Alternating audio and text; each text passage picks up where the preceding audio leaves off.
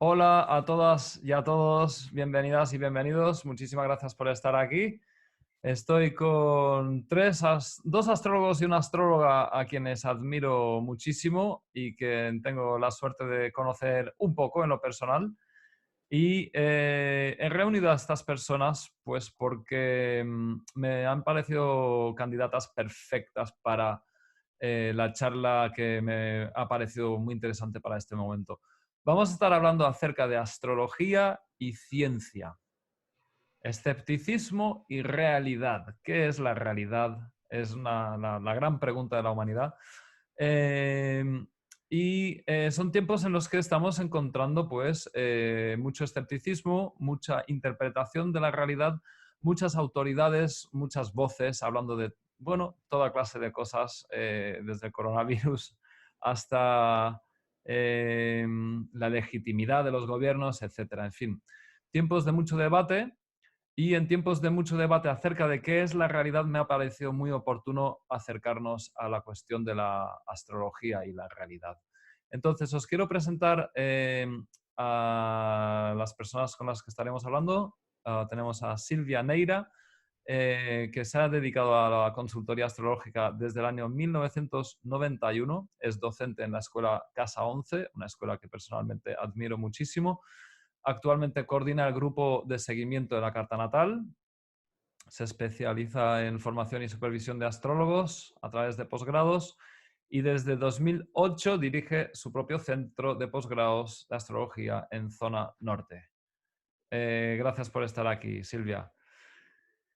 Bueno, Aleix Mercadé, amigo astrólogo y profesor en la muy admirable también escuela Cosmograma. Bueno, decir que Silvia también está trabajando en Cosmograma. Aleix es licenciado en filosofía, investigador y creador de astrología experimental. Luego, más abajo podéis encontrar los enlaces profesionales y a las páginas web de estas buenas personas. Aleix tiene una página web donde lleva mucho tiempo investigando sobre la astrología desde un punto de vista científico y haciéndose preguntas parecidas a las que vamos a tratar hoy. Y bueno, y finalmente tenemos al gran José Millán, humanista, amigo también y coleccionista de astrologías antes que astrólogo, dice él. Autodidacta e iconoclasta, profesional de todo, de nada, perdón, y aficionado a todo. Ni maestro ni alumno, simplemente compañero de viaje. Escéptico de la razón, creyente en la magia. Ahora quiere compartirla con vosotros. Bueno, muchas gracias por estar aquí, gente. Me Igualmente. gustaría que, bueno, antes de dejaros hablar, una cosa. Bienvenida a Escépticos. ¿Tienes dudas de la astrología? Muy bienvenido. Yo me presento, yo me llamo Esteban, soy astrólogo, pedagogo, activista, un poco polifacético como estas personas, y tengo que decir que yo soy muy escéptico acerca de tu escepticismo. Y por eso, amigo escéptico, te doy la bienvenida. Bienvenida también a alumnos de astrología y astrólogos que queramos encontrar elementos para el debate. Espero que sea un ejercicio de encuentro con lo poco que sabemos. Me gustaría partir, antes de que empecéis a hablar, de dos exámenes de humildad. Tengo recopiladas unas preguntas, ¿vale? Y me vais a decir, después de cada examen, uno es para escépticos y otro es para astrólogos. Después de cada examen, cada pequeño simulacro de examen, por favor, os pediré que me digáis qué nota os parece que sacaría cada colectivo del 0 al 10, ¿vale? Es un juego completamente no científico. Vamos allá. Para nuestros queridos escépticos de la astrología, amigo escéptico, ¿sabes la diferencia entre un aspecto entre Mercurio, Saturno y Mercurio-Neptuno? Segunda, ¿qué significados psicológicos pueden asociarse a un eclipse de luna? Tercera, ¿qué características internas o vivencias externas va a vivir alguien con Marte conjunción al ascendente? Cuarta, ¿cuáles son los elementos astrológicos relacionados con la introversión? Y en caso de que estos elementos sean dominantes en la carta natal de alguien, pon un ejemplo de configuración planetaria que pudiera compensar esa introversión. Quinta pregunta, comenta algunas de las diferencias entre la astrología tradicional clásica y la psicológica contemporánea, citando al menos 3 autores representativos de cada una. Vale. José, ¿tú qué nota crees que sacaría el escéptico de turno, a priori? Del 0 al 10. Probablemente cero. Probablemente cero porque yo, que no soy un escéptico, no creo que pasase del 1 o del 2. Con Bueno, lo bueno, bueno. cual, Si tú mm, sacas un 1, poco que tenemos que hacer. Aleix, ¿qué nota esperarías posiblemente? Basándonos en el escéptico medio, yo coincido también con José. Creo que un 0 o un 1 en el mejor de los casos. Silvia, Un escéptico no estaría mirando, así que diría que 0. vamos con el examen a los astrólogos, ¿vale? Vamos con el examen de los dos astrólogos. Ostras, ahora me preocupo. Espero que saquemos mejor nota. Bueno, desde el punto de vista de las críticas que nos llegan desde la ciencia. 1. ¿Conoces los rasgos esenciales del método científico? 2. Este examen solamente tiene 3 preguntas. ¿Reconoces tus errores interpretando cartas astrales? ¿Y qué haces con dichos errores? 3. ¿Reconoces cuando caes en el efecto Forer o la apofenia o la paraidolia? ¿O cuando ejerces atención selectiva en tu búsqueda de resultados? Vale, yo personalmente voy a decir que yo sacaría un 4 de esto, yo creo. Yo creo que sacaría un 4. José, ¿tú qué nota te pondrías?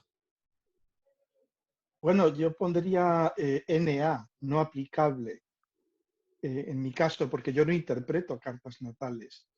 Entonces, no pretendo encontrar ninguna verdad. De manera que, digamos que mis equivocaciones son conjuntas con el consultante.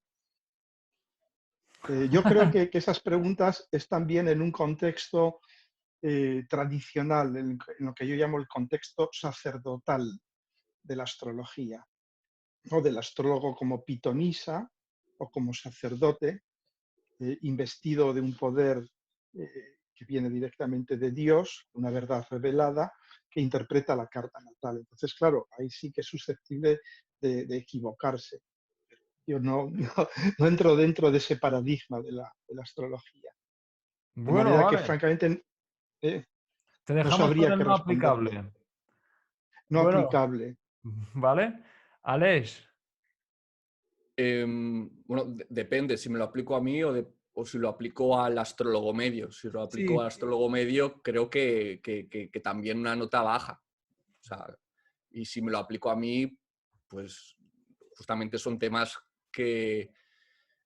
bueno, que me he especializado bastante. Por lo tanto, seguramente una nota un poco más alta. Pero bueno, yo en ese sentido no me reconozco en la media en cuanto a conocimientos sobre ciencia y actitudes, ¿no? Por ejemplo, saber lo que es el efecto Forer o la apofenia o la pareidolia, pues no es algo que se suele saber en el ámbito astrológico, ¿no? Entonces, ya es una pregunta que presupone cositas ¿Crees que y podríamos suspender los astrólogos? Ok. Esta es por la ejemplo. pregunta rápida, ¿eh? Gracias. Silvia. Yo creo que estoy más cerca de lo que dice José, de no aplicable también, ¿no? Porque me parece que, perdón, ¿no? Pero me parece que tiene más que ver con, uno es como un instrumento atravesado por la astrología y uno da una versión que es interactiva y que tiene que ver con el vínculo astrólogo-consultante. Cuanto más se abre el consultante, más el astrólogo puede desplegar su versión, pero no creo que haya un conocimiento estático, fijo, sacerdotal, como dice José. Me parece que toda pirámide se está cuestionando en este momento, ¿no? Toda construcción piramidal se está cuestionando, por lo tanto, me parece que venimos justamente destruyendo esas construcciones que ya hemos hecho respecto del conocimiento, del saber y demás. De acuerdo, pues de aquí vamos a pasar a... ¿Es importante demostrar la astrología científicamente? ¿Y por qué? Me gustaría empezar ahora por Silvia. Bueno, soy de Piscis, ¿no? Así que hasta tengo que pensarla la pregunta para entenderla bastante, ¿no? Y apelar a mi Mercurio en Acuario y a otros aspectos de mi carta como para tratar de ver qué me quiere decir este joven, porque parto desde el creer, ¿no? Parto desde el creer que lo simbólico, lo mágico, lo místico es parte de mi vida real. Entonces, la realidad y la fantasía, el símbolo como un puente hacia realidades más amplias, para mí forma parte no sé, como el arroz que como, no puedo diferenciar una cosa de la otra. En todo caso, tengo que aprender a ser escéptica. Realmente, para mí es un aprendizaje, tengo el nodo norte en Virgo, digamos, obviamente, tengo que aprender a cuestionar lo que creo. Yo diría que el camino de mi vida es aprender a cuestionar lo que creo para poder discernir qué es lo que se siente de verdad y se ve como el universo que abre en sus diferentes y múltiples símbolos, niveles de la realidad más amplia, o una fantasía, digamos. Okay. De modo que, de alguna manera, dices que tienes un tipo de personalidad que empieza desde el simbolismo que caracteriza la astrología. Vale, Aleix, ¿tú qué opinas? ¿Es importante demostrar la astrología científicamente y por qué? Sí, en caso de que sí o de que no. Bueno, ya me veo que voy a estar en el otro lado, pero yo creo que sí. Yo creo que sí. Yo creo que sí, por dos razones. Voy a empezar por una menor. Una es por una cuestión de aceptación social, que esto quizá no lo juzgáis irrelevante, pero actualmente a nivel de valores, lo socialmente valioso está más cerca de lo científico que de lo no científico, ¿no? Y eso puede darnos pie en el caso de que se pudiera cientificar astrología, que es algo que seguramente hoy debatiremos. Si se pudiera y se consiguiese, pues eso ayudaría a introducirla, a integrarla a nivel estructural y no a nivel tan individual, específico y a la vez marginal, ¿no? Entonces yo creo que por un lado sería por la aceptación y uso social, y luego, que aquí es donde yo creo que puede haber más debate, sin negar, ¿no? Sin reducir la astrología a lo objetivo, ¿no? a lo que pueda, digamos, ser juzgado desde un paradigma más mecanicista, por tanto basado, ¿no? En principios como la causalidad, aunque actualmente también podemos hablar de correlaciones, que son otro tipo de forma de entender más de forma bicausal, donde todo interactúa multifactorialmente. Entonces yo creo que si aceptamos que esto es súper debatible, y no tengo la verdad absoluta en ese sentido, si aceptamos que hay verdad, o sea, que hay objetividad, o si nos abrimos al menos a la hipótesis de que haya objetividad, pues yo creo que ahí sí que la ciencia tiene mucho que aportar, porque justamente si alguien ha sabido desarrollar una actitud rigurosa, libre de sesgos, controlada con el conocimiento objetivo, es la ciencia. Yo creo que sí que puede ser objetivo porque quizá no los aquí presentes, ¿vale? Entonces quizá yo aquí ahora otro tipo de reflexión, y voy a ser breve porque tenemos varias preguntas, pero muchas veces los astrólogos decimos que si tienes una carta con mucha energía dominante en Aries o con un Marte fuerte, es fácil tener, ¿no? Rasgos en un principio observables, por lo tanto contrastables, analizables en cuanto a impulsividad, ¿no? Hay varias formas de diagnosticar o de cuantificar o de atrapar una persona impulsiva. Por lo tanto, si podemos paralelamente definir qué carta es impulsiva y cuál no, pues yo creo que ahí tendríamos una oportunidad de hacer algo objetivo, ¿no? Entonces, yo es que creo que los astrólogos muchas veces hablamos como si una carta natal de alguien luego se correspondiera con un tipo de comportamiento. El reto va a ser es que cuando hablo de un tipo de comportamiento, es un abanico amplio de posibilidades de manifestación como algo propio del símbolo que ya hablaremos. Pero vaya, que yo creo que sí que creo que la astrología sea algo observable, por lo tanto cuantificable, y no solamente observable de cualquier manera, sino que se puede, digamos, calcular algún tipo de leyes, ¿no? Luego luego lo Una desarrollo que... respuesta corta, ¿no? Sí, sí, sí, sí. Vale, muchas gracias, muchas gracias. Nos vamos significando. José, ¿tú qué? ¿Crees que es importante demostrar científicamente la astrología? Si en caso de que no, ¿por Mm, qué? O en caso de que sí, ¿por qué? Bueno, yo creo que es una pregunta trampa. No sé si has querido hacerla voluntariamente trampa Ah, o no, pero antes he dejado de responderte a algo que habías preguntado si conocíamos el método científico y yo lo conozco, yo soy científico, yo fui físico en una reencarnación anterior y trabajé como físico una buena parte de mi vida y sigo siendo físico. De algún modo mis dos grandes amores son la astrología y la física. Y no creo que la astrología deba de justificarse con el método científico. Rotundamente no. Ese es uno de los huertos en los que nos hemos metido últimamente, bueno, desde la Ilustración. discúlpame que Como te antes nos interrumpa. metimos, Discúlpame perdón. que te interrumpa. Hay un matiz importante. No he dicho justificar, he dicho Mm, demostrar. Allí me refiero a demostrar si hay algo, no me refiero a todo el cuerpo mm. del edificio Bueno, astrológico. sí, es mi mentalidad científica me ha jugado un lapsus freudiano, porque para nosotros justificar es demostrar, son sinónimos. Es decir, son dos paradigmas, el paradigma religioso, la verdad revelada, y el paradigma científico, paradigma sagitariano, un paradigma acuariano. El paradigma religioso, claro, la astrología ha querido serlo, y por eso algunos astrólogos han pagado con su cabeza.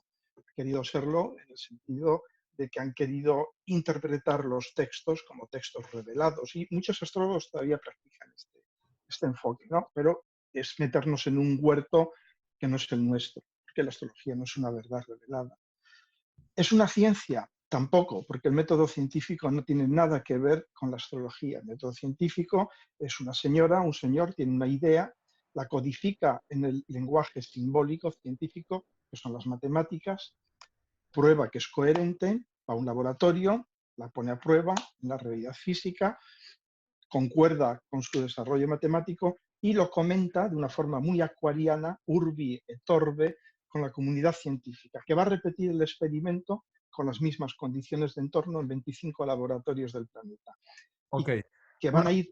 muchas gracias. Me viene bien para la próxima pregunta. La próxima pregunta es precisamente, en la astrología solemos hablar de que esto es una disciplina simbólica. En realidad casi siempre nos apartamos hoy en día de la ciencia, la gran mayoría de los practicantes, y decimos que esto es otro tipo de historia o de parte de la realidad. Decimos que es un lenguaje de símbolos, que es un sistema de símbolos, que es un supersistema. Pero precisamente, José, me viene al pelo porque estás describiendo la ciencia. ¿Cómo podemos contrastar eso con lo que es el simbolismo? Si la ciencia No, se, se basa en el no, se símbolo, puede, no se puede, que yo sepa, no se puede. ¿Por qué? Os lo voy a explicar de una forma muy sencilla. La ciencia es muy buena creando modelos de cosas simples. Por ejemplo, podemos crear el modelo de cómo rota la Tierra alrededor del Sol y la Luna alrededor de la Tierra. Es lo que se llama el problema de tres cuerpos, y por eso podemos prever los eclipses de Sol y de Luna de los próximos 50.000 años con un margen de error despreciable, ¿no? O sea, la ciencia es fantástica porque produce predecibilidad, nos da resultados exactos, predecibles, ¿no? Bien, pero eso funciona bien con sistemas simples. La ciencia, cuando se mete en sistemas complejos, como por ejemplo, ¿qué tiempo va a hacer en Montevideo dentro de 10 días? Fijaros que es una pregunta simple. ¿Qué tiempo hará en Montevideo dentro de 10 días? La ciencia no sabe qué. ¿Por qué? Porque el sistema de clima es complicadísimo, es muy complejo. No sabemos qué tiempo hará en Montevideo, ¿no? Entonces, la astrología está en un dominio que no responde ni al paradigma científico y que no puede medirse con él. Que, claro, como el paradigma científico es el dominante desde la Ilustración, y ahora con la entrada en la era de Acuario, pues es el paradigma dominante. Queremos ser respetables, comprar respetabilidad siendo científicos. Pero eso no conduce a ningún sitio porque nunca podremos utilizar el método. vale. La astrología tiene un nicho que es muy diferente, que es el nicho del simbolismo complejo. Y ahí sí, por supuesto que ahí nos movemos, pero nos movemos con nuestras propias herramientas, por supuesto. No elaboramos hipótesis sobre la predecibilidad de tal o cual cosa. Eso no podemos hacer. Bueno, pues gracias. Hay muchísimo contenido en lo que dices, ¿eh? Me muevo de momento en esta fase de la entrevista en un campo sencillito. En principio busco respuestas simples para llegar a temas más complejos y ya estáis soltando toda la, toda la matraca, que es fantástico también. Vuelvo a la pregunta, Silvia. ¿Qué diferencia, cómo ves tú la diferencia entre simbolismo y ciencia? A ver si una cosa es más real que la otra. Me parece que cuando hablan de ciencia, escucho la energía masculina, básicamente, ¿no? Debatiendo acerca de cuál es la verdad, qué es lo que, cuál es la posición que gana, la posición dominante. Me parece que cuando se trata de un lenguaje simbólico, lo simbólico siempre implica la unión de dos mitades, la unión de dos partes, que también incluyen lo femenino. Por eso me gustó el ejemplo de José del clima. No podemos predecir el clima. El clima es más representado por lo femenino. Hay variables múltiples que van a hacer que el símbolo no es algo duro, no es algo estático, ¿no? Siempre tiene que ver con lo femenino y lo masculino interactuando adentro de sí. Por eso me parece que el dato de la ciencia es el dato duro. Luego hay montones de variables que van a hacer que ese símbolo sea interpretado de múltiples formas, que es el lado femenino, no la mujer. No estoy hablando de hombre y mujer, estoy hablando de nosotros somos andróginos en nuestra energía, obviamente. Todos tenemos lados femeninos y masculinos, ¿no? Lo simbólico, la percepción simbólica, me parece que habla de la capacidad de interpretar doble, ¿no? Y me parece que la ciencia se ocupa de un hemisferio. Muchas gracias. Alex, ¿quieres responder a algo? ¿Quieres aportar algo a esto? ¿Diferencia símbolo-ciencia? Bueno, por un lado, definir el símbolo como desde el punto de vista lingüístico, como un superconcepto, ¿no? Los conceptos, al fin y al cabo, son las unidades de pensamiento y del conocimiento. Y es un superconcepto en el sentido de que son conceptos súper abstractos, ¿no? Cuanto más abstracto, más ambiguo, ¿no? En ese sentido, encaja perfectamente la definición de Jung, que definía el símbolo como algo inherentemente ambiguo, ¿no? Entonces, yo creo que ahí es donde encontramos, relacionándolo con o comparándolo con la ciencia, del problema de la operatividad, ¿no? Es decir, ¿cómo narices controlamos algo que por su amplitud a nivel de posibles manifestaciones es complicadísimo, hay muchas variables. Ocurre como decíais, ¿no? En la meteorología, en la epigenética, en la psicología en general, o sea, hay demasiadas variables. Yo creo que eso no quita que se pueda encontrar, ¿no? Métodos donde analizarlo, como por ejemplo el futuro o el actual Big Data. Yo creo que vamos hacia todo eso, y luego hay modelos en psicología para todo ello. Vale, gracias. Jung también sobre el simbolismo decía que es algo un símbolo es algo que nunca puede ser completamente definido, ¿no? No se puede agotar nunca Exacto. el significado completo de un símbolo, ¿no? Y yo pues aporto también algo una visión también que resuena con el yang, yin este que señalaba Silvia, simbolismo como una visión de mundo para adaptarse al mundo, para comprenderlo. Pensamiento científico, racional, para operar sobre el mundo y analizarlo. Eso es algo que me he encontrado yo en mi proceso de búsqueda. Y naturalmente sí, somos andróginos y deberíamos poder aceptar y fluir entre ambas dualidades, ¿no?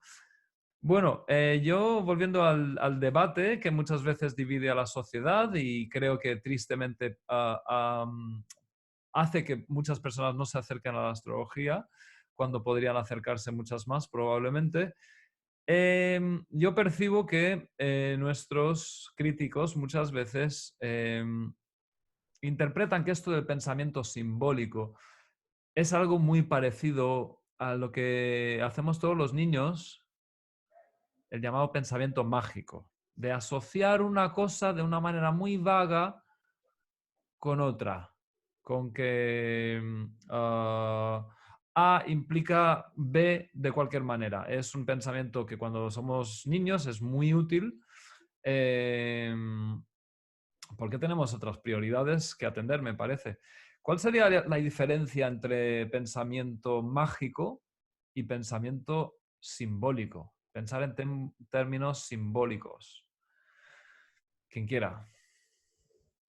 Bueno, la palabra símbolo, para mí el concepto de símbolo es la piedra angular de todas las artes, yo diría, astrológicas similares, ¿no? Porque símbolo en griego, símbolon, es un objeto que se parte en dos y que cuando dos partes que estaban unidas se separan, la pareja, la madre y su hijo, este tipo de cosas se separan, cada uno lleva un trozo para volver a reencontrarse y reconocerse más tarde. Entonces, daos cuenta que sí, el símbolo es muy ambiguo, es muy complejo, pero al mismo tiempo es muy simple, en el sentido de que el símbolo es lo que nos permite unir lo que estuvo separado. Y de alguna manera esta es la esencia de la astrología, es el unir lo que estuvo separado, es decir, el hombre, la mujer, sus vínculos con los otros hombres y mujeres, sus vínculos con el cosmos, finalmente. Esto es lo que hemos separado y ¿Y el el símbolo pensamiento nos ayuda mágico? a volver a... ¿El ¿Perdón? pensamiento mágico sería lo mismo? ¿Tiene características parecidas? ¿O es idénticamente Hay, lo mismo? yo haría un matiz muy sutil entre magia y pensamiento mágico, en el sentido de que la astrología es magia. No me cabe la menor duda, es magia, es canalización, es trance. Astrología es Piscis, básicamente. Pero luego la diferencia entre el pensamiento simbólico y el pensamiento mágico es que el pensamiento simbólico es un pensamiento en el que nos permitimos la polisemia, por ejemplo. Es decir, que la palabra pesado signifique muchas cosas, o la palabra plomo signifique muchas cosas. Eso es pensamiento simbólico. La palabra plomo puede ser un símbolo de muchísimas cosas. Pensamiento mágico tiene mucho más que ver con yo diría, la cristalización del pensamiento simbólico. Pensamiento mágico es cuando dices, mm, tengo Neptuno en el ascendente, eso significa que vas a vivir junto al mar. Eso es más pensamiento mágico, ¿no? Yo diría que el pensamiento mágico, que no es la magia, que no es la magia. Y es el pensamiento en el que caen también muchos astrólogos, de la interpretación cristalizada de una interpretación del símbolo. Porque el símbolo es polimórfico, el símbolo es neptuniano, es plástico, es polimórfico. No podemos contenerlo en nuestra mente. El símbolo podemos percibirlo a través del trance. Muy interesante. Gracias. Silvia, ¿tienes algo para aportar a esto? Me parece que hay una diferencia enorme entre lo simbólico y el pensamiento mágico. El pensamiento es de una persona. Lo simbólico, hay un orden. La astrología es Virgo Piscis, ¿no? Hay un orden dentro de la totalidad y hay vibración dentro de ese orden. El pensamiento es algo capturado y cristalizado por alguien que generalmente distorsiona la realidad de aquello que está mirando, ¿no? Tiene los lentes nublados y distorsiona de acuerdo a su propia distorsión. Desde ahí puedo inventar realidades, ¿no? Pero me parece que son dos cosas completamente distintas. En el símbolo no hay desorden, no hay algo que esté fuera de lugar. Okay. Aleix, ¿quieres añadir algo en este punto? Bueno, además de decir que estoy de acuerdo con esa diferenciación entre magia y pensamiento mágico, estoy de acuerdo con la idea de que el pensamiento mágico es una cristalización, incluso es una infantilización a nivel de pensamiento, es una simplificación. Y cosa que el pensamiento simbólico me parece que sí que es congruente con esa flexibilidad inevitable o ese no dejarse atrapar de una sola forma, al menos a priori. Entonces yo creo que básicamente hay esa diferenciación. Pues genial, muchas gracias, gente. Pues mira, si simbolismo y ciencia son maneras diferentes de percibir y están relacionadas, porque os iba a preguntar si pensabais que estaban condenadas a no encontrarse, pero está claro por lo que estáis diciendo las tres personas que no pensáis Yo, de esa yo sí manera. que, yo Entonces, sí que, yo sí que creo. Yo cómo sí que se creo. puede- cómo se pueden acercar precisamente? No, yo, Se puede utilizar- Esteban, yo sí que, yo sí que creo que hay un punto de encuentro, Ah, pero es un déjame punto de encuentro que es hacer una muy... pregunta, José, porfa. Vale, vale. Os meto dos preguntas juntas, ¿vale? A colofón de lo que decís. ¿Cómo se pueden acercar precisamente? Sí. ¿Cómo se pueden acercar? Y si podemos aplicar el pensamiento simbólico siendo rigurosos, conservando el rigor. ¿Eso es posible? ¿Y cómo? Adelante, José. Bueno, es que todo esto me recuerda el viejo, la vieja fisura, guerra que hay entre los físicos relativistas y los físicos cuánticos. Como sabéis, la física, la física de la relatividad, la teoría general de la relatividad, explica todo el mundo de lo grande, de lo infinitamente grande, el espacio-tiempo, todo esto, ¿no? Y la física cuántica es el mundo de lo infinitamente pequeño. Y son dos físicas diferentes. Y al mismo tiempo son dos físicas que están contrastadas experimentalmente. La física cuántica yo creo que puede ser quizás el único puente con la astrología. ¿Por qué? Porque nos propone conceptos que desafían totalmente el esquema, yo diría, el esquema mental de las cosas. Nos propone, por ejemplo, la famosa paradoja del gato de Schrödinger, el gato que está en la caja y que está vivo y muerto al mismo tiempo. ¿Puede un gato estar vivo y muerto al mismo tiempo? Bueno, para la física cuántica esto es una posibilidad, que esté vivo y muerto al mismo tiempo. Es posible que una cosa esté en dos sitios al mismo tiempo. Es perfectamente demostrable. Es posible que haya sincronicidad, la famosa sincronicidad junguiana, es lo que en mecánica cuántica se llama el acoplamiento, el entanglement, acoplamiento, que desafía los presupuestos de la física relativista. Eh, Existen partículas que se mueven hacia atrás en el tiempo. Incluso se habla de universos que se mueven hacia atrás en el tiempo. Las cuales las leyes de la física, de la termodinámica están invertidas. Se va hacia el orden en vez de irse hacia el desorden, ¿no? Es decir, todos estos conceptos que por una parte yo diría pueden dar una base teórica a la astrología, que es los principios de sincronicidad, ¿no? Pueden ser, pero claro, esto nos exige un esfuerzo, de alguna manera, salir de nuestro marco conceptual habitual. Cuando uno lee cosas sobre física cuántica, es como leer a Philip K. Dick, o como ver una película de tipo Blade Runner o cosas así, y van todavía mucho más allá, ¿no? Yo utilizo mucho la física cuántica para explicar ciertos fenómenos en la astrología. Ciclo Parece que nos estamos energético, encontrando con Escorpio. pares de opuestos que se equilibran de alguna manera. A mí personalmente esto siempre me ha encantado. Pues a ver, ¿quién quiere seguir? Silvia, Aleix. Sí, a mí me parece que lo que está por detrás de todo esto, ¿no? Es la pregunta de qué es la realidad, ¿no? Digo, la realidad es un acuerdo perceptivo, en definitiva. ¿No? Me parece que hay algo de a qué percepción le damos crédito. Hay más de una realidad, me parece que, bueno, con todos los movimientos que todos participamos, ¿no? Donde la realidad pueden ser múltiples, me parece que astrología, física, todas las grietas de la humanidad se están cuestionando en este tiempo, justamente porque estamos cuestionando nuestros acuerdos perceptivos, justamente, ¿no? Llamados realidad. Y esto forma parte de ese desencuentro. Se están encontrando todas las partes que están desencontradas adentro nuestro, ¿no?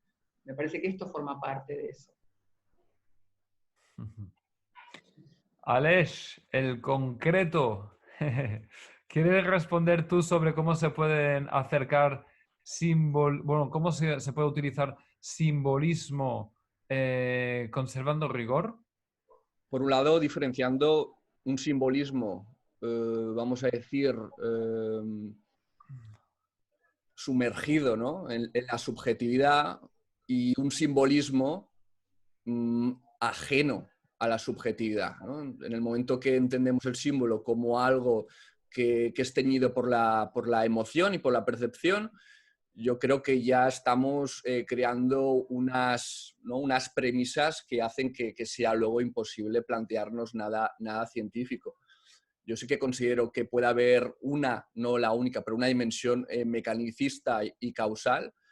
No sé si tiraría de la física cuántica, porque al final el electromagnetismo también puede ofrecernos interesantes teorías. Se ha contrastado, ¿no? Se ha demostrado que somos psicológicamente sensibles a la luz, ¿no? Hay estadísticas donde vemos perfectamente cómo en latitudes extremas hay más suicidios, hay más depresión, por lo tanto, cuanta más luz recibimos, mejor salud mental. Entonces, eso lo podríamos llevar a un ámbito más sutil, por ejemplo, con la luna. La luna, nuestra interacción con la energía electromagnética de la luna es muy poco significativa, sin embargo, dormimos menos en luna llena. Sabéis que a nivel fisiológico existe un tipo de hormonas que lo que hacen es que ante la luz nos despertamos, ¿no? Ante la luz no generamos algunas hormonas, ¿no? Entonces, bueno, hay cierta evidencia acerca de ciclos lunares y también, por ejemplo, en cuanto a ciclos de menstruación. LH, por ejemplo, la hormona luteinizante, que es una hormona vinculada en los ciclos menstruales, parece, ¿no? que interactúa con la melatonina, que es esta hormona que os estaba diciendo, y parece que hay tendencia a sincronizar, ¿no? los ciclos de ovulación a los ciclos lunares. O sea que parecería que somos más sensibles a campos débiles electromagnéticos de lo que podríamos suponer desde el prejuicio científico de que cuanta más, ¿no? magnitud, más influencia. Pues no, hay también investigaciones en biología con ostras, con cangrejos, bueno, hay todo tipo de animales donde podemos ver esto, ¿no? Con bacterias, con... ¿Qué has dicho? Porque no te he escuchado. El hombre lobo en luna llena, digo.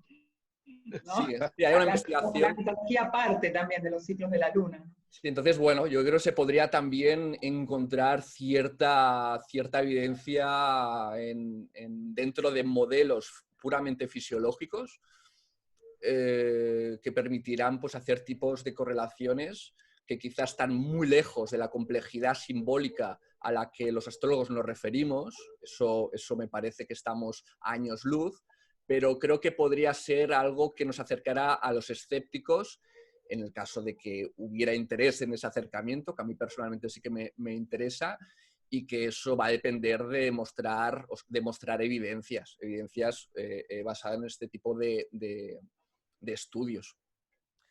Ok, gracias. Pues justamente mencionas que los factores astrológicos se refieren a diferentes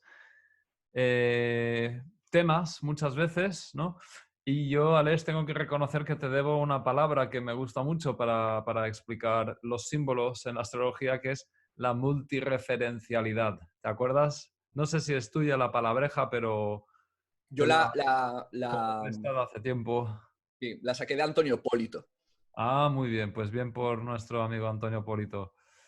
Pues hay algo de trascendente en la astrología que no se estudia en ninguna ciencia, desde luego, posiblemente podría ser una de las cosas que apartan definitivamente a la astrología de la ciencia. Y es el hecho de que el interior, nuestro mundo interior, nuestra psicología, pero también nuestra experiencia externa están misteriosamente relacionadas. Esto no hay una sola otra ciencia humanista ni cercana a la psicología, ni mucho menos nada cercano a la ciencia que explique o ni siquiera investigue, de hecho, una correlación como la que desde la astrología tratamos, que es entre el interior y el exterior. Entonces, sabemos, y bueno, la escuela Casa 11 sois muy de esta línea, que a mí personalmente me gusta muchísimo, que no vivimos toda la carta natal en primera persona. Yo, de hecho, diría que no vivimos toda la carta natal en primera persona, probablemente en ningún momento de nuestra vida. Podremos morir a los 90 y no haber vivido en primera persona todos nuestros planetas y todas nuestras matrices integradas en simultáneo al 100%, sabiendo que yo soy todo eso y que todo eso es yo. Entonces, yo pienso que esto hace aún más complejo demostrar la astrología desde este punto de vista, porque si yo como científico quiero investigar Marte en la carta astral de una persona y pongamos que, por ejemplo, o Venus, pongamos que soy hombre, ¿vale? No reconozco en mí lo Venus porque mi viaje de identidad, mi concepto egoico del yo, ¿vale? Lo voy a basar en lo que me es más afín biológicamente. Si soy hombre, voy a empezar por Sol y por Marte, en principio. Venus es posible que no lo conozca tanto en mí. Pues diríamos que hay unas partes de mí, podríamos atender a muchas otras mecánicas de la conciencia, muchas otras mecánicas psicológicas, pero hay partes de mí que no voy a relacionar conmigo. Entonces, ¿cómo va a poder el método científico? Os pregunto, ¿pensáis que hay alguna manera de que el método científico quizás pudiera atender a esta complejidad y decir, bien, es posible que estos rasgos atribuidos a Venus, tal signo, tal casa, aspectos, etcétera, es posible que estos rasgos no los viva usted en primera persona, sino que los viva en segunda persona en las mujeres que la atraen o en su vivencia de lo femenino. Esto hace que si hubiéramos de diseñar un método para investigar esto y para demostrar la astrología así, sería mucho más complejo. Ahora bien, yo pregunto, ¿pero sería posible? Hay muchos problemas, yo creo, para poder hacer algo así. Para empezar, y esto en psicología se sabe muy bien, los autoinformes, ¿no? Cuando uno se evalúa a sí mismo, en general hay una demostración de poco autoconocimiento, por un lado. Luego está lo que se llama la deseabilidad social, ¿no? Quiero que el científico que lee el informe no piense que soy un chalao, sino que soy una persona pues con las cosas bien amuebladas dentro de mí. Entonces, ya de entrada, nuestra relación con la carta natal implica, y el poder de alguna forma atrapar eso es muy complicado. La carta es un potencial también, no solamente a nivel de maneras de vivir cada una de las partes, sino que cuanta más autoestima, más se vive una carta natal. Esto, el principio de eminencia que un científico pudo aplicar, ¿no?, a unos estudios de Gogolin, era que cuanto más campeones eran o sea, cuanto más méritos, cuanto más conocidos, cuanto más citados estaban grupos de, por ejemplo, de deportistas, más luego se correlacionaba estadísticamente con lo que debía pasar, y es que Marte estuviera en posiciones concretas. Tengo que decir que los estudios de Gogolin me parece que al final tienen mucho menos valor de lo que parece, ¿vale?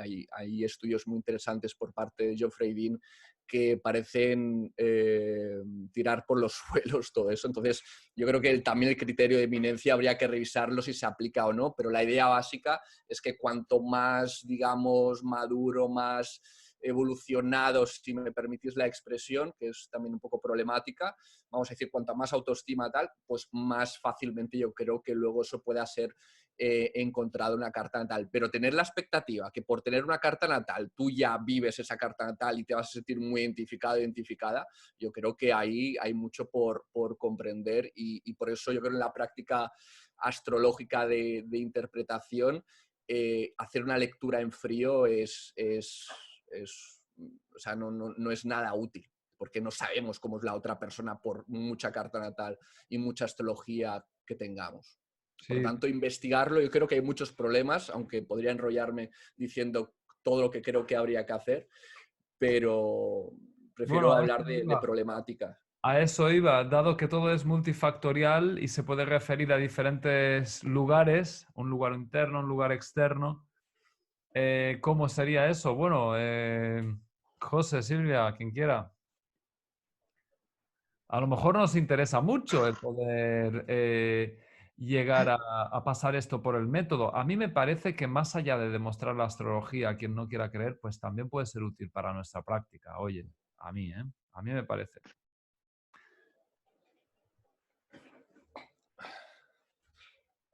¿Alguien?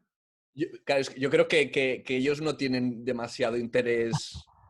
No, lo han justificado, es que lo han justificado muy bien. Es que el momento que tú explicas la naturaleza del lenguaje simbólico y le atribuyes las propiedades que le habéis atribuido, me parece, pues eso, que en consecuencia pues no haya realmente un interés en desarrollar, porque es que ya se deriva de lo explicado antes, ¿no? Sí, Entonces no sé, entiendo su silencio, realmente entiendo su sí, no, silencio. está bien. Y muy respetable y está muy bonito, está bien así.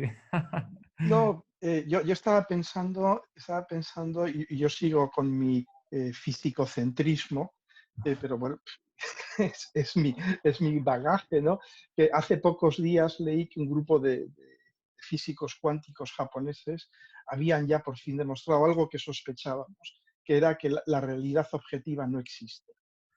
Es una construcción mental, no existe la realidad. Wow. Es decir, estos son físicos, lo han demostrado matemáticamente. Entonces, bueno, ahí está. Está claro, es algo que se deriva del principio de incertidumbre, que es que el observador y lo observado son una unidad y que incluso vamos más lejos que eso. Dos observadores van a producir colapsos diferentes en el mismo sistema observado. Van a observar sistemas diferentes. ¿Por qué? Porque sus observaciones alteran de forma diferente, colapsan de forma diferente, precipitan, cristalizan de forma diferente el sistema observado. Y esto en castellano, ¿qué significa? Tú agarras una persona, la haces ver por un astrólogo y luego la haces ver por otro astrólogo y muy posiblemente los dos colapsen el sistema, es decir, lo cristalicen, provean un relato muy diferente de esa misma persona. Esto es algo que hay que aceptar porque finalmente la pregunta que tú hacías, ¿hay manera de ver con una carta natal, con una metodología numérica o como sea, de ver qué parte esta persona vive, qué parte proyecta, qué parte reprime, qué parte sublima, qué parte racionaliza y todo esto? Y yo te diría, hay un método muy sencillo, es habla con ella, habla con ella. Claro que sí. Sí, no, la Claro. pregunta no iba más bien por el haber Sí, que cómo Silvia se quiere puede decir algo. atender a esa complejidad, no a colapsar el sistema en ese sentido, Silvia. Sí, decía desde mi punto de vista también, no solamente, obviamente, no hay una realidad, sino miradas de la realidad, sino también en qué momento está la persona, o sea, en qué momento del despliegue de lo que es, ¿no? El factor cíclico, todo lo que sabemos los astrólogos que existe para saber en qué momento del despliegue de su energía se encuentra esa persona. Eso va a modificar absolutamente su percepción de Marte, Venus o lo que sea que estemos observando. Y en definitiva, la astrología es un lenguaje, y como todo lenguaje, es algo que es sistémico. que el Marte que tenemos depende del Venus que tenemos, de la Luna que tenemos, digo, de los aspectos que tenemos. No hay forma de verlo separado a Marte, si no lo vemos en sistema. La astrología son esferas dentro de esferas, en movimiento. Por lo tanto, no hay manera de separar científicamente, desde mi punto de vista, una parte y observarla como si no estuviera en interrelación con las otras. Claro, sí. Yo me pregunto si posiblemente podría existir una ciencia tanto más compleja de incluir esa amplitud, ¿no? Me gustaría pensar que sí. ¿Personalmente la necesito? No, en absoluto. Pienso que ayudaría a acercar la astrología a muchas personas y eso yo estoy convencido de que es un motivo que sí justifica el esfuerzo por llevar la ciencia más lejos y promover un mayor encuentro entre simbolismo y método científico. Pero bueno, la línea de la charla sigue siendo un poco, pues, establecer esos puentes, ayudar a establecer esos puentes. Yo estoy seguro que en vuestra carrera con la astrología, llegados a este punto, en más de una ocasión os habréis encontrado con comentarios críticos, tal. Yo también, desde luego, personalmente los encajo con mucha laxitud hoy en día, ya ni me ofende ni me preocupa. Sí me interesa que la astrología llegue a cuantas más personas posibles para que tantas más personas podamos quizás saborear este punto de vista mágico que creo que ayuda a vivir. Y porque es más real, es más completo. Entonces, quisiera ayudar nuevamente a este puente, ¿no? ¿Cómo diferenciar escepticismo razonable de escepticismo intransigente? Yo creo que hay muchísima crítica absolutamente razonable, necesaria y útil a veces que nos hace avanzar a los astrólogos. Y hay críticas que no son útiles en absoluto, son destructivas, pero hay algunas que son especialmente útiles y creo que los astrólogos las desatendemos. Son las psicológicas, son las que tienen que ver con el efecto Forer, la apofenia o paraidolia. Y bueno, esto, Alex, me parece que posiblemente seas quien más haya atendido a este tema. ¿Cuáles crees que son estos enfoques razonables del escepticismo que podrían beneficiarnos en nuestro trabajo con el simbolismo? Vale, primero quiero explicar rápidamente qué es el efecto Forer, ¿no? Eso fue Por un favor, sí. experimento que se hizo en el que se entregó a un grupo de estudiantes un informe psicológico, presuntamente como resultado de un análisis personalizado, y luego tenía cada uno de los estudiantes que valorar del 0 a 5, siendo 0 no me siento identificado, 5 me siento totalmente identificado, pues tenían que valorar eso, ¿no? El resultado fue un 4,2 aproximadamente, o sea, muy alto, se sintieron muy identificados.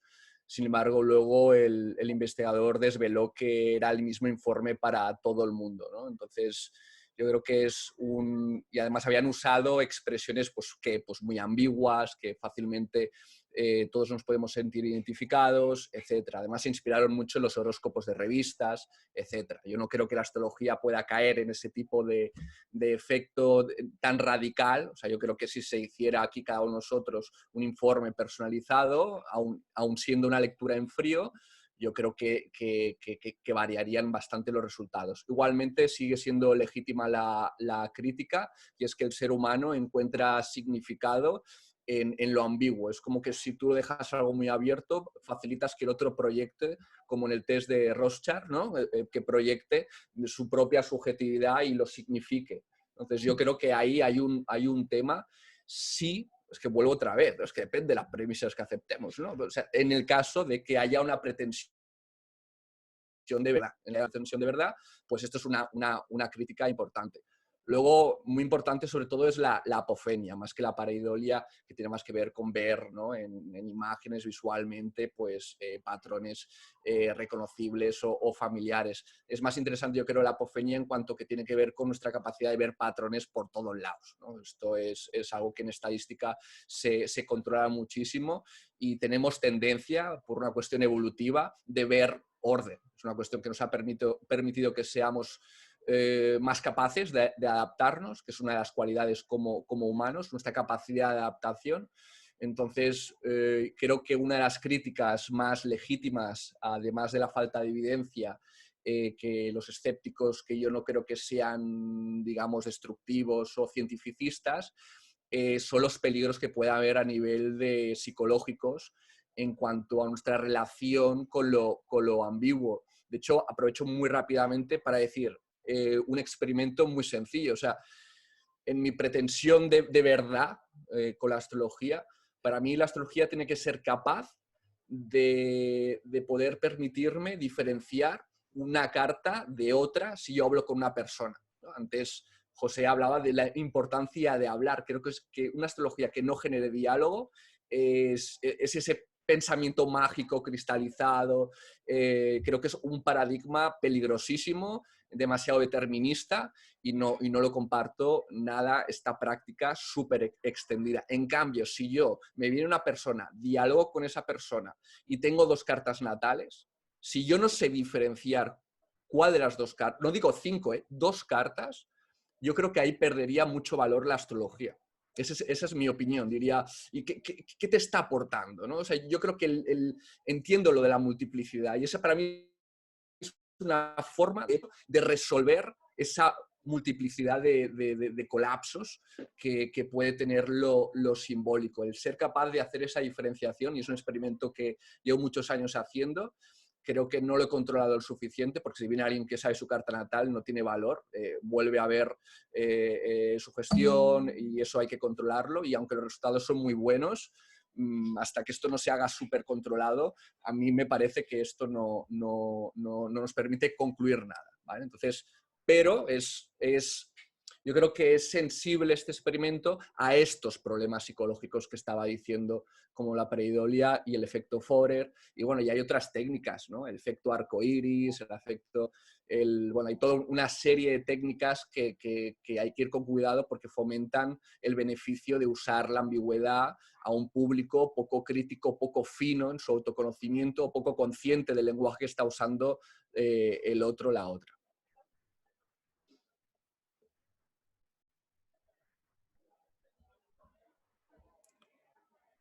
No te escucho, no te escucho. Has quitado tu sonido. Ahora, Sí, ahora. sí, gracias. Decía que, bueno, Alex es un especialista de este tema. Desde luego, si alguien quiere seguir, Silvia, levantabas la mano. No, no levanté la mano, te Ah, decía vale. que silencies. El margen es lo que decimos, ¿no? De la amplitud, la multireferencialidad del símbolo. Bueno, gente, pues nos iríamos acercando hacia el final ya de estas reflexiones que quería explorar con vosotros. Estoy casi seguro de la respuesta de la pregunta tal y como la tenía planteada. Os iba a preguntar por la carta astral de la gente escéptica con la astrología. A ver si pensáis que el escepticismo podría estar en sus cartas astrales. Antes de responder, también decir que, bueno, que la astrología no es la única variable que influye en la manera de ver la realidad o de ser de una persona, ¿no? También hay cuestiones, pues, educativas, socioculturales, genéticas. De alguna manera la astrología atraviesa todo eso muy misteriosamente. Es un fenómeno muy especial probablemente en el campo de las disciplinas del conocimiento humano. Posiblemente es la que más unifica estos campos, pienso yo. ¿Pensáis que si bajáramos el volumen a los factores que tienen que ver con el nivel educativo, el tipo de sociedad, la cultura de cada cual, pensáis que posiblemente habría algo así como en la carta astral del escéptico? O si habéis visto cartas astrales de escépticos, ¿hay algo así? ¿Podríamos decir que su escepticismo está en su carta astral?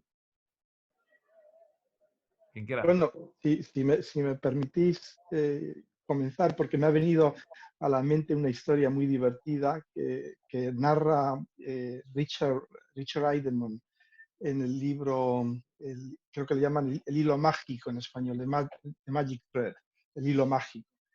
Y de hecho hace un experimento con sus estudiantes que es muy divertido. Analizan una carta, bueno, analizan muchas cartas natales sin decir quién es. Dicen, no, esto es un personaje famoso, vamos a analizar su carta. La analizan y se acaban encariñando con el personaje. Lo acaban amando al final, pero mira qué bonito trígono, Venus, Neptuno y tal. Y al final Richard Idemon le dice, ¿sabéis quién es? Es Goebbels. Es Goebbels. Y lo mismo, si tomas la carta, Liz Green hace un análisis en un artículo suyo de la carta de Milosevic, ¿no? Y lo mismo, ¿no? Ves la carta de Milosevic, es Cáncer, Leo, fantástico, muy bien. Entonces, la carta del escéptico, no, yo iría siempre más atrás. Yo cuando me hacen una pregunta, en vez de responderla, pienso en por qué me hacen esta pregunta. Trato de ver lo que hay detrás de la pregunta para responder bien, por supuesto. Y claro, ¿qué hay detrás de esto? Es el tema de los escépticos, ¿no? Y el tema de los escépticos, el concepto clave que hay detrás de eso es creer o no creer. Creer o no creer.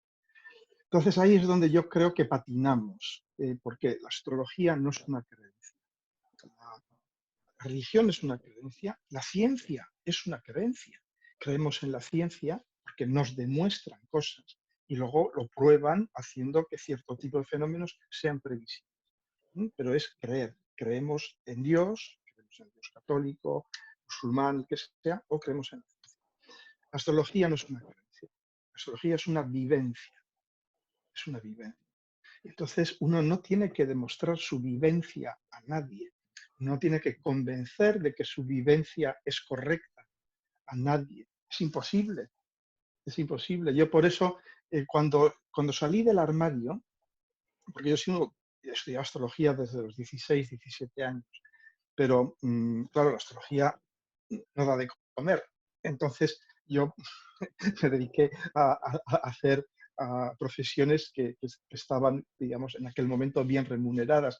En España en aquellos años estaba prácticamente prohibida. De hecho, teníamos que ir a comprar los libros a Francia y los traíamos a mano, ¿no? Entonces, estoy hablando de los años 70. Entonces, cuando salí del armario hace unos años, mucha gente que me conocía me decía, pero ¿tú crees en esas cosas? Y yo siempre les contestaba, no, yo no, pero mis consultantes sí, ellos creen. Entonces, y ese es su problema, que ellos creen que yo sé algo. Yo siempre les digo, yo no sé nada. Tú sabes quién tú eres, tú sabes lo que te va a suceder cuando me dicen, venderé mi casa el año que viene, encontraré la mujer en mi vida. Yo digo, tú ya lo sabes.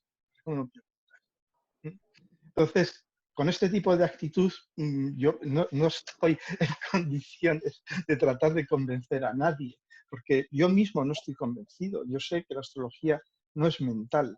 Para mí no es algo mental, no es una creencia, es una vivencia. Es una vivencia que vivo, que vivo como un canal transmisor. Somos canales transmisores. Es un arte. Y el arte es la capacidad de transmitir algo que es mucho más grande que nosotros. Y hay que vivirlo con absoluta humildad. Verlo con humildad. Y que uno no tiene que vender eso a nadie. Yo estoy totalmente de acuerdo con todo lo que dice José, pero también veo que hay muchas personas escépticas que tienen una gran cantidad de energía de Neptuno en su carta natal y que tienden a polarizarse justamente por miedo a creer demasiado y a perderse en ideas delirantes, ¿no? Digo, yo he visto mucho más cartas de personas escépticas, aquellas que tienen una capacidad de comprar buzones, decimos aquí en estas latitudes, o sea, de comprar lo que no se puede comprar, digamos, ¿no? De engañarnos o estafarnos, justamente nos polarizamos hacia un lugar de cuestionar absolutamente todo y querer comprobar absolutamente todo, pero por miedo, es una reacción, ¿no? Desde mi punto de vista, el escepticismo es una reacción que está basada en un miedo a creer algo que no existe o que no es, ¿no? En definitiva, pero soy de la línea de José, digamos, la astrología excede mi persona. Vale, Alex, antes de que respondas, quiero anunciar que me gustaría compartir una carta con vosotros en algún momento. ¿Quieres compartir algo? ¿Qué crees tú, Alex, sobre cartas natales de escépticos? Bueno, Me gusta también, igual que a mí, cazar sí, patrones. ¿Qué hay con este tema? claro, también habría que especificar qué tipo de escepticismo, hay diferentes tipos, quién es escéptico en una cosa es crédulo en otra. O sea, realmente es una pregunta mucho más complicada de lo que parece. Por ejemplo, yo me carteé con Geoffrey Dean, que es posiblemente el único escéptico que hay actualmente en el mundo, que sabe tanto astrología como ciencia. O sea, que tiene las dos, ¿no? Porque siempre el científico estándar no sabe astrología y el astrólogo estándar no sabe de ciencia. Estándar, ¿eh? Me refiero a esto en general. Y él es un Capricornio, o sea, que es una energía en un principio bastante escéptica, y tiene Saturno, su regente, en Piscis. O sea, que donde pone, digamos, a ver, yo porque no quiero ser impertinente, pero muchas veces me dan ganas de decirle, oye, no, realmente estás materializando tu carta natal, lo tiene con la luna, que además él es muy crítico con la astrología popular y se ha cargado todo tipo de corpus de conocimientos que son los que más abundan. Bueno, se ha cargado, se entiende desde el punto de vista de que la astrología fuera algo atrapable. Entonces, posiblemente sí que defendería que hubieran patrones. Creo que sería difícil esto ponerlo. También quería comentar muy rápidamente que no creo que se pueda decir que algo es una vivencia y no una creencia. O sea, yo creo que lo cognitivo está en todos lados. En el momento que hablamos sobre ello, hay pensamiento, hay ideas, hay un correlato cognitivo. Quizá no es la esencia, pero seguramente me gustaría debatir eso, que no es el sitio, porque la emoción no suele estar desvinculada pues eso, de palabras. Bueno, antes de seguir, pregunto a las tertulianas, estas personas tertulianas, ¿sabéis quién es Richard Dawkins? ¿Sí? ¿Alguien lo sabe, no? Bueno, es uno de los escépticos más famosos de la actualidad. Tiene bueno, en fin, se ha metido con toda creencia religiosa, se ha metido con todas las llamadas pseudociencias, se ha metido con todo lo que ha podido que fuera simbólico. Y desde luego que, bueno, es un hombre inteligentísimo. También, bueno, la palabra meme se la debemos a él. Es un hombre de una cultura muy amplia. No diré que me caiga mal, ni que me desagrade, ni que me parezca sin valor su aportación a la sociedad. Y al mismo tiempo también, pues sí, desde luego daña o aparta a mucha gente de los lenguajes simbólicos. Quiero compartir pantalla para que podáis ver su carta astral un momento. ¿Veis la carta astral ahora mismo? Sí. Vale, Sí, pues perfectamente, sí.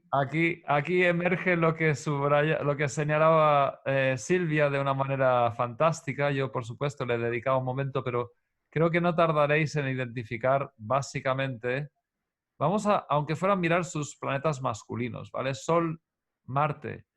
Sol en Aries, Marte, regente, dispositor de Aries, en Capricornio, regente de Capricornio, Saturno, en Tauro, en Taurio, un pequeño stellium, un gran trígono de tierra.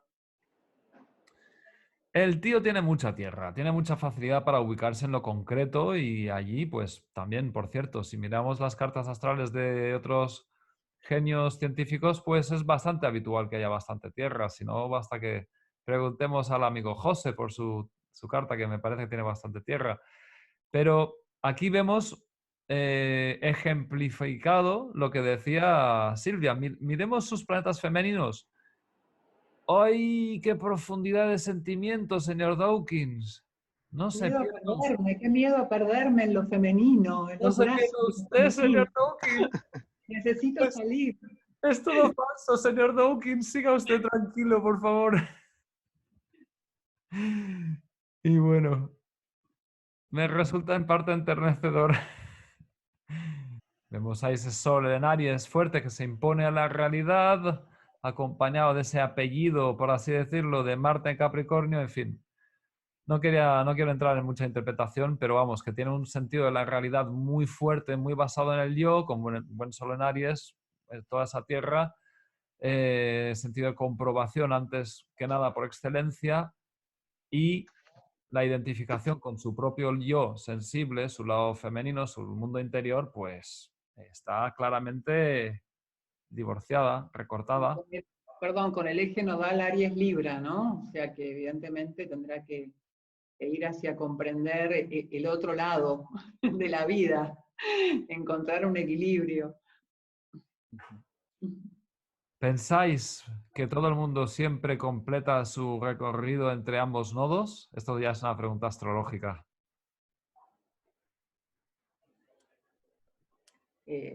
La realidad se ocupa de traer las experiencias que uno necesita siempre, ¿no? Para vivir ese otro lado al cual uno se resiste. Así que es cuestión simplemente de leer lo que uno le va pasando a lo largo de la vida para poder comprender que eso definitivamente es así. Y en la carta de Richard Dawkins yo creo que estaba claro también de algún modo su destino, ¿no? Su destino era aceptar esta parte pisciana, neptuniana, femenina, o aceptarla de otra manera, que es luchando contra ella. Porque la lucha es un tango, la lucha es un baile íntimo con la otra parte, es una manera de querer al otro, pero fingir que lo rechazas. Entonces, bueno, yo creo que probablemente en sus últimos momentos Richard Dawkins tendrá una epifanía y se dará cuenta que todo aquello contra lo que ha luchado le está esperando del otro lado. Buenísimo. Ay. Habría que conocer la intimidad de la vida del Señor, ¿no? A ver cómo es su mujer, su familia, las mujeres, cómo es su lado femenino. Sí. A ver por dónde le sale todo eso. Sí, desde luego. Curioso, ¿eh? Bueno, no tan curioso, somos astrólogos. Es que los Bueno, temas de la vida de uno terminan siendo lo que uno es, digamos, ¿no? Digo, si uno siente niveles de indiscriminación y niveles de indiferenciación, trata por todos los medios de diferenciarse de eso, y para eso tiene que tener de los dos lados, lado masculino y lado femenino, a eso me refería. Ahora, cuando es tan fuerte el lado indiferenciante, uno busca el extremo de la diferenciación, que en este caso, obviamente, siendo de Aries con Marte en Capricornio, tenía con qué. El punto es cómo uno va encontrando un equilibrio, por eso dije lo de el ser andróginos, ¿no? Y no elegir una parte en detrimento de la otra. llamadme fanático, pero a mí me encantaría que todo el mundo supiera estas cosas, Silvia. Yo por eso abogo porque la astrología no se pueda pasar por la ciencia hasta el último, hasta el límite, porque sería matar el simbolismo, sería matar el superconcepto, el supersistema, sería contraproducente, no sería posible ni siquiera. Llámame fanático, pero a mí me encantaría que la astrología sí se pudiera demostrar lo suficiente en términos científicos como para al menos abrirle el apetito a la gente, para que después, para ayudarles, ¿no? a que hubiera esa transición hacia otra manera compatible de ver las cosas. No a cambiar su personalidad y su manera de ser. No, si no hace falta que Géminis pase a ser Piscis, ni Virgo a ser Sagitario. No, no. Pero ayudar a que se produzca ese baile precisamente que decía el amigo José. Pongámonos todos a bailar ya tango de una vez. Simbolistas y científicos. Bueno, en fin. Palabras de Vamos viendo. clausura, amigos. ¿Cómo queréis, qué más queréis comentar?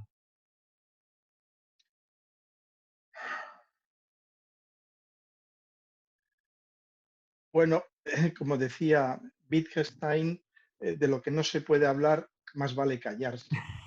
Entonces, no, la astrología para mí forma parte de un,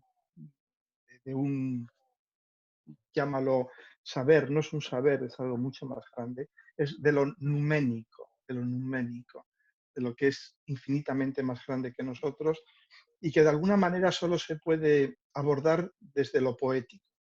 ¿Mm? Entonces, yo me quedo en eso. Yo os contaría una anécdota de cuando yo estudiaba física.